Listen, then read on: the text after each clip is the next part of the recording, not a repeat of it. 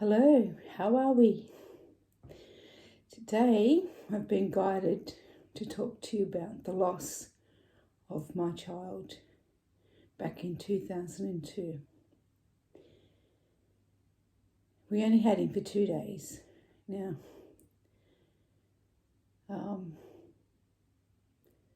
it was horrendous. I can't think of any words to explain it.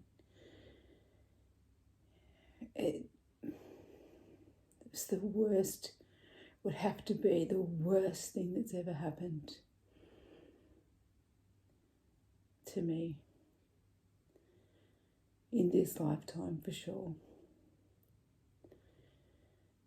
Now, I've been asked to talk to you all today about this because next month will be his anniversary. It will be his birthday on the 20th of October and his anniversary on the 22nd of October. And I don't think I would have the strength to do this then because he will be 18 and we will be busy doing stuff for him. The boys, I've always told the boys about him. He's always been part of this family. We've always spoken freely about him. Much to my mother's dismay, she never wanted me to let the boys know about him. I could not keep him a secret. It just wasn't ever going to be that way. He's always going to be part of this family. I know he's with me. I have been told that whilst I am driving around with Uber, that he sits up and around my shoulders, and because they asked me, do he feel things on my hair? And I have, and I thought at first it was a fly or a moth or something that got in, but no, it was Zachary, and I love that. I love that he's with us as well. And I have had readings with Amanda Jane that he's there with Grandpa, my dad, and there was an image that she gave me and I saw it straight away. She said, he's there with your dad.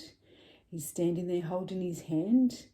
And before she could say anything, I said, yes. And he said to him, come on, little mate, let's go fishing. And she said, yep, that's exactly what I was going to say to you. And I even saw both their hands. I saw Dad's hand, clear as day, and I saw little Zachary's hand of about 3 or 4, standing there with him, looking and observing me getting my reading. And that image has never left me. And those images help you to heal from the trauma that you actually go through when this happens.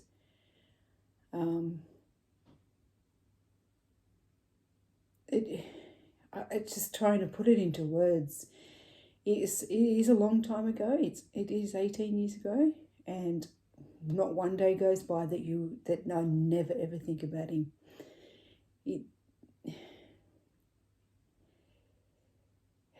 I have so much compassion for people that lose kids, babies, so much. And over the years, I have spoken to people that have lost children and babies, babies in particular at this age. And I have noticed that there is a pattern. They are the firstborn and they are mainly males. I've also asked why, and at the time I didn't know why, but I also knew in my gut that everything happens for a reason, but I just didn't know that reason at that time. I do, however, know after years of healing from it, I do know there was a reason now. And I've been told that all babies come into this world knowing exactly how they're going to come out of it and when they're going to come out. Even those babies that are terminated, they know that this is what's going to happen. And they put their hand up because they know they need to teach that person that's going to terminate them a lesson. And whether they learn that lesson or not, That's totally up to that individual. I've had a termination way back before, heaps before Zachary. I think I was about 20. But again, I knew in my gut that I was not ready to have children at that stage. I just moved to Sydney to get a life, and I knew I had a lot of growing up to do. Had a lot of things to do, and I knew I wanted to travel as well. You just know, that's why it's so important to listen to your intuition, your gut, and listen to your true self. Not listen to everybody that's around you. If I did do a lot of listening of everybody that's around me, and most times it didn't get me very far, but I know in the cases where I stood my ground and I listened to my intuition, that things worked out a lot better. I know there was no way I was not telling my boys that I have today, that there was another child before them. No way. Never going to happen.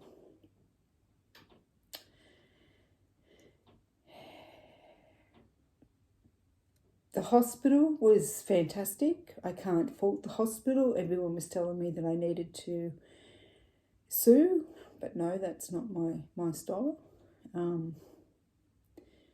It was just something that happened. It was terrible. It's just to see it. I can really remember after I woke up. It all started with an emergency cesarean because I could not deliver properly. I had my sisters around me. I had the boy's father there. And everything went pear-shaped. I was in labour for so long it wasn't funny. A lot of stuff happened beforehand too. And I woke up out of emergency cesarean, and they actually asked my sister to tell me. Now, my sister Jennifer is just so emotional, and it was just probably the wrong person to tell me. She wasn't strong enough. And I just knew anyway. I knew as soon as I seen their faces that it wasn't good. I'd actually thought that it didn't make it. But the nurse ended up saying, you had a boy. She started off saying you had a boy, and but unfortunately he's not in a good way. He's gone down to ICU, and we'll be going down there in a minute to see him. And they were fantastic. Every time I wanted to go and see him, we'd go and see him. We had him christened. I was never going to get the kids christened. We had, the nurses said, let's take some photos. And I said, no, I don't want photos. And they said, yes, you do. And I'm so grateful that they took these photos, because that's what I have now as well to remember him by. And if anybody goes through this, please get photos as well, because it's a good. I can look at them now. I said at times I've looked at them and I've just bawled my eyes out. Everyone's, as you would imagine, is not in their best for photos to be taken, but and I was up there in a bed. They wheeled the bed up just to have this done. And they said if he had survived, he would have been more than likely a vegetable. And that would not be a life for him, nor would it be a life for me. And that might sound selfish, but no, I knew I had better things. Like, I had stuff to do, like, not better things. I knew he was special and he needed to go back to where he come from so he can look after me better. And I have been proved in many readings that's exactly what his idea was. He came and he says, no, Mum needs me on the other side. I can be more helpful for Mum on the other side. Why did this happen? How did this outcome come out this way? He had a knot in his cord, which I believe and feel that it happened when I was like 2 months pregnant. I had a bleed and then went to the hospital and down in Sydney. and they couldn't find anything, and that was just that. And then everything was fine after that. But I didn't feel any maternal instincts. I didn't want to go and buy anything. Deep down, I think I knew. And I said at the time I was working at the photo shop, and I actually had these photos that I had to develop with someone else that had lost their child, and I was developing these photos. And I just thought, wow, that would be horrendous to happen to somebody.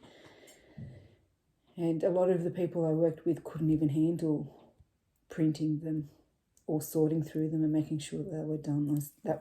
So I did that. And they said, and I was pregnant at the time. I was pregnant, and they said, we don't know how you can do that. And I said, well, someone needs to do it, and these people need someone to do it. So I did it. And then because of the knot, he had the cord around his neck 3 times. So as he's gone to come out the birth canal, he's sort of like, it's pulled up, and he's basically been hung. The doctor that delivered the baby came and saw me afterwards, and he said, and he was only in training too, and he said, I've never seen anything like that. He said, usually you can stick your finger under the cord and lift it over the baby's head, but that was so tight, I had to cut it. And he said, I hope to God I never, ever, ever have to see that. He said, every person involved in your delivery is being spoken to by a counsellor. We suggest you go and see a counsellor. I didn't want to, because my family didn't believe in counsellors at that time. And they said, no, you don't need to go. So I sort of listened to them. When it came time to do the autopsy, I knew deep down I didn't want an autopsy, but my younger sister stepped forward and said, no, you're not getting it done.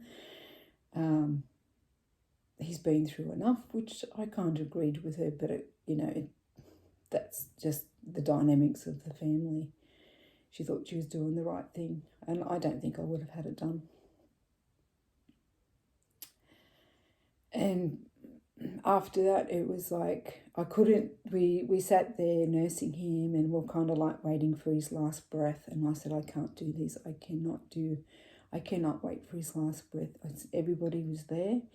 Everyone had sort of come in to say hello, to see him. Everyone was allowed to hold him or anything like that. I left him there with his father and my stepfather, and we had photos taken of them sitting with him. And I was down in my room. I think my sister went up to see them, and I was in my room by myself. And I knew. I looked at the clock, and I knew it was 12:35 a.m. And the next thing, Jennifer walked in the door, and I said, he's gone, hasn't she? And she just burst into tears, and so did I. And she said, how did you know? And I said, well, you just kind of know. I never saw him. I never saw his little body when he passed. My dad came in, and he wanted to go and see him, and I was a bit concerned about Dad going by himself, because my dad had suffered from schizophrenia all his life, loved me to pieces, and it wasn't something that I felt he could handle. And the next thing, my best friend from Sydney, Rachel, walked in. She was pregnant. She was like 7 months pregnant or something. And she said, I'll take him up. Now, the strength in these two people, even today, you can see it gets me. But I've also heard that incident with Dad,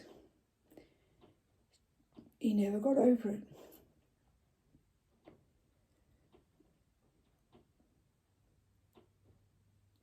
It was his first grandson.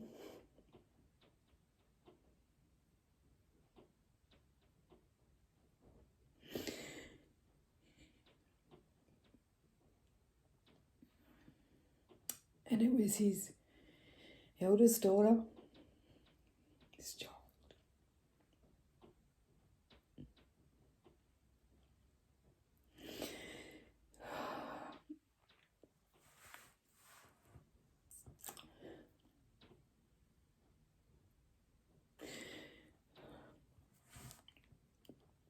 Just give me a minute.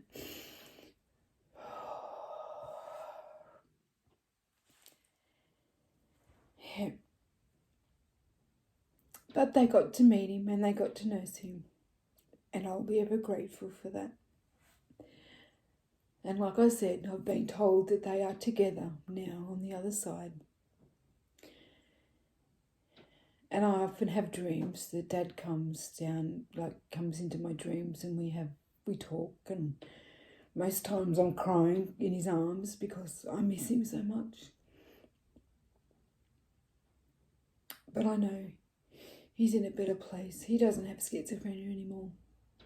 And I know he's looking after my little boy.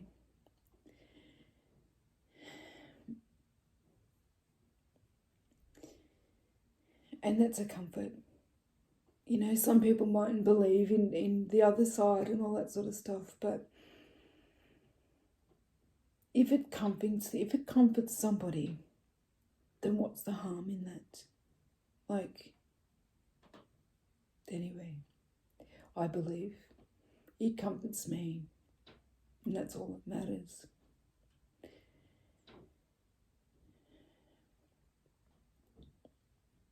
But it's his birthday next month, and he's 18th. And I think, wow, what would life be like had all this not happened? But there's no point thinking about the past and stuff like that. It is what it is, and so it be. But it doesn't stop you thinking. And it won't be long. And my eldest son, the son will be 17 next year, so it won't be long, he'll be 18. And that's the other thing too, like I just said, my oldest son, technically my oldest son is Zachary, but people say, how many children have you got? And I'll go, in my head 3, but then I'll go 2. Because that's a hard question, and then people don't understand, and they're not to know either. It's not like it's their fault. There's only a few people that I tell. If it comes in conversation, or if they've said that they've lost a child or something like that, then fair enough. Then I might come forth with my information. But anyone that goes through this, it's one of those things, and it's not something that goes away. It's there with you for the rest of your life. How many children do you have? You know? And it's a tough one. You can't really say, oh, I've got 3 ones in heaven and 2's are at home. Most people would look at you and think you're weird.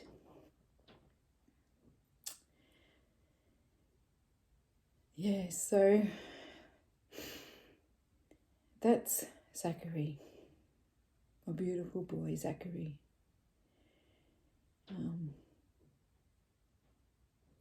I'll let you know what we do and how we celebrate.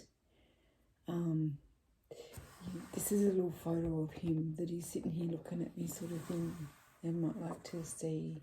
Can you see that? That's him. That's after he was taken off all the ventilators and stuff, when they said that he wouldn't be. Did they want me to revive him if he stopped breathing? And I just said, look, just leave him be. If he goes, he goes. And that's when we were sitting in the room. And I couldn't handle waiting. It's like we were waiting for his last breath.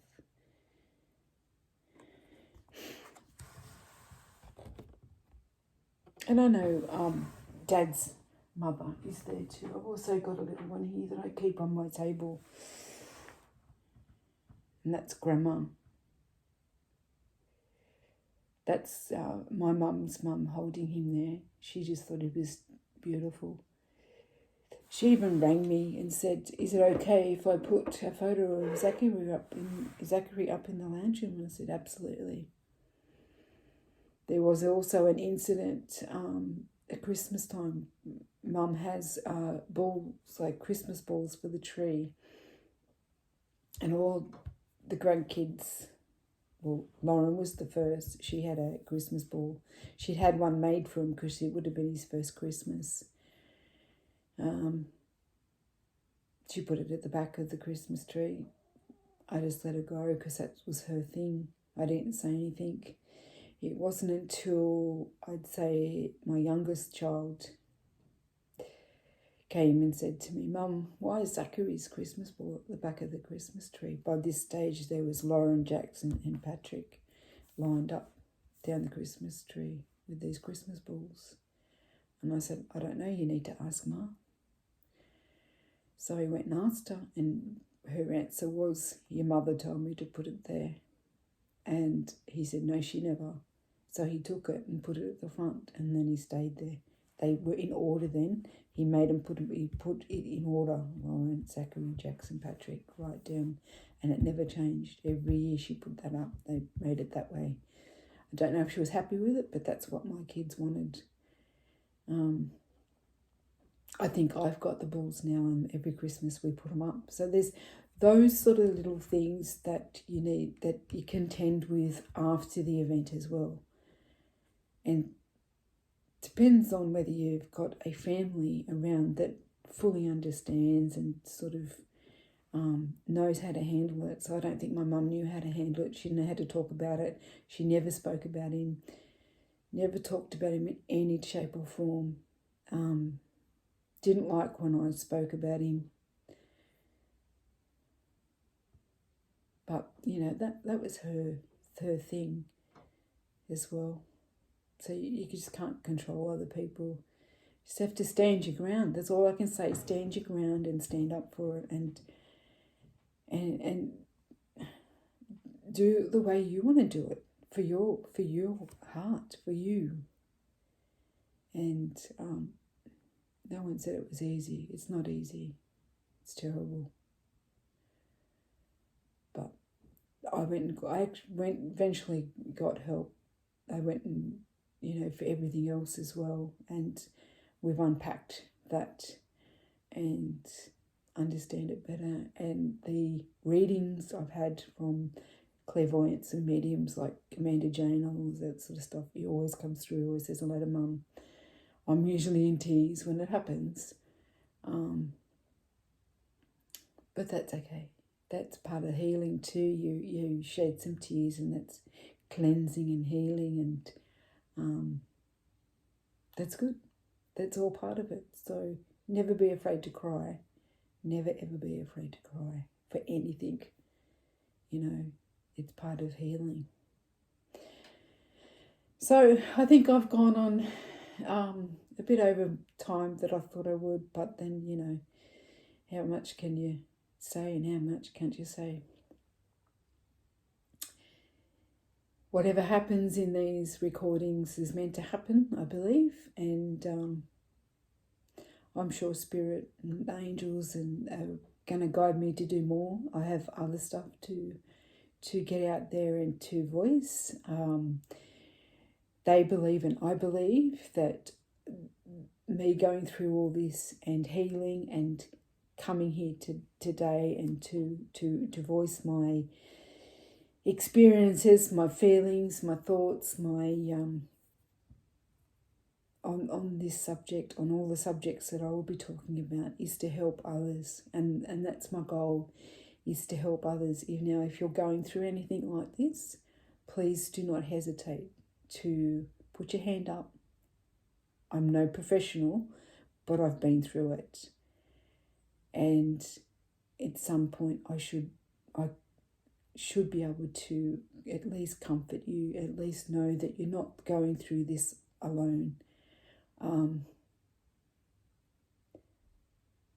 And yeah, I'm here for you.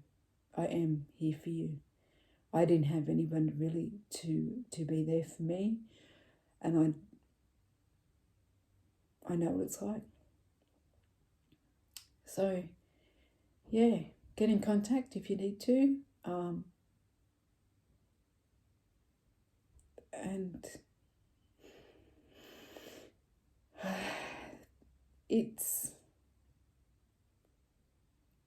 exactly how it's supposed to be. I know that's hard when you're actually going through it, but it's just how it's supposed to be.